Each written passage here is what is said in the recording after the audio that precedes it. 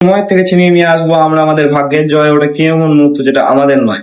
তো আমি সুইট আর আপনারা দেখছেন সুইট প্রেডিকশন। তো কালকে বলেছিলাম রয়্যাল চ্যালেঞ্জার ব্যাঙ্গালোর জিতবে, রয়্যাল চ্যালেঞ্জার ব্যাঙ্গালোর জিতেছে। আজকে ম্যাচ হচ্ছে পাঞ্জাব ভার্সেস মুম্বাই। আজকের ম্যাচটি কোন টিম জিততে চলেছে সেটা আমি ভিডিও শেষে বলবো। তার আগে বলে নি প্লেয়ার প্রেডিকশনের ব্যাপারে, আজকে কোন প্লেয়ার চলবে, কোন প্লেয়ার যাবে ফ্লপ। মুম্বাই ফ্যান্সের জন্য একটা ভালো নিউজ আছে, একটা খারাপ নিউজ আছে। ভালো নিউজটা আমি শেষে বলতে, খারাপটা বলি আজকে খেলছে না রোহিত শর্মা। রোহিত শর্মা আজকের ম্যাচে খেলবে না, তার জায়গায় রিপ্লেস করছে কুইন্টন ডিককে এবং আউট হচ্ছে ট্রেন্ট বোল্ট। আর ভালো নিউজ যেটা আছে সেটা আমি আমার টেলিগ্রাম চ্যানেলে বলে দেবো। বাকি চলো দেখিনি মুম্বাই থেকে আজকে কোন কোন প্লেয়ার চলবে। অবশ্যই মুম্বাই থেকে যদি কুইন্টন ডিকক আজকে খেলে তাহলে রিকল্টন এবং কুইন্টন ডিকক দুজনাই ভালো আজকে খেলবে।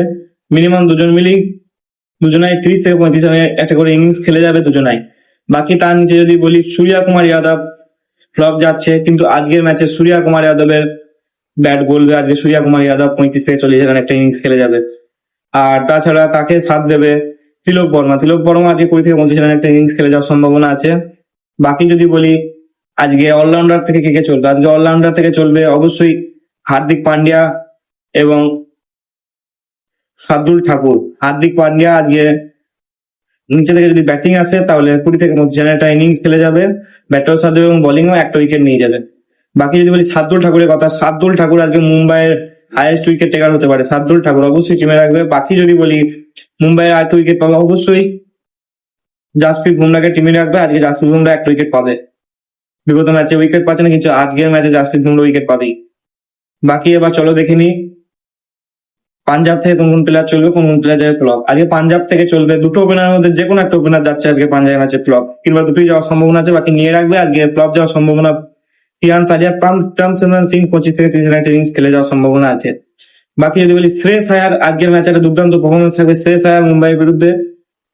40 থেকে 35 রানের একটা ইনিংস খেলে যাবে শ্রেয়স আয়ার, এবং তার নিচে যদি কেউ খেলে সুশান্ত সিং এবং কোপার কর্নওয়ালি দুজন মিলে 20 থেকে 25 রানের একটা করে ইনিংস খেলে যাবে।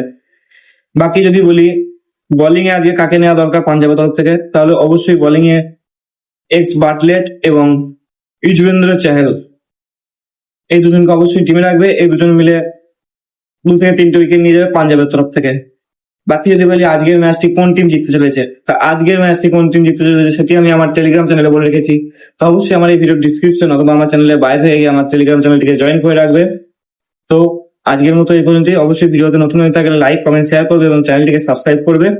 তো চলো টাটা।